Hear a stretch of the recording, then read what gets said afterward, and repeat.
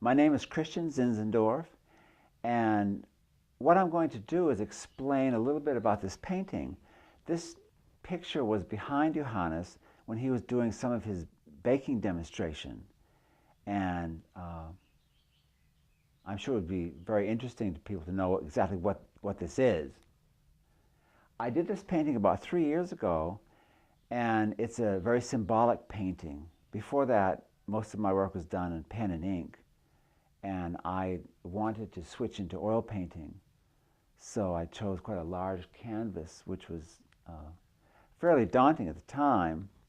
It took months to complete. What we have here, this is the Gemeine house that we're in right now. This is a building that we moved, assembled and moved from Bethlehem to the Hermitage. This was a settler's cabin, which we used as a summer house, which is next to the Gemeine house. And what you see above that is the historical Christian Zinzendorf, who lived in Germany in the mid-1700s. And his spiritual philosophy is one that we have adopted in part. He had a personal relationship with what he called the divine. He felt that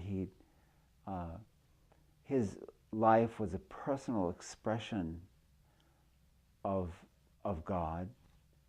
And one of the things which was very important to the Moravians at the time was the bloody wounds. This is where the wounds of Christ showed divine compassion to the world. And what we have here, the bloody wound is flowing down behind the buildings, and it's changing into water, and it's nourishing all of these plants. It's flowing by the tree. These trees symbolize the tree of life, and they're dormant right now.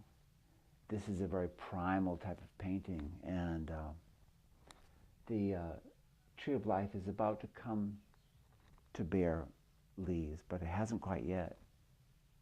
There are animals here that we have had at the Hermitage. This is Star and Bright. These were our oxen, and we used to plow with them. What's happening here is that you can see a large gash where they're plowing through into the soil, and this wound of the earth has a symbolic representation to the wound of Christian. This is where the earth is opened up, and through our efforts we bring forth life.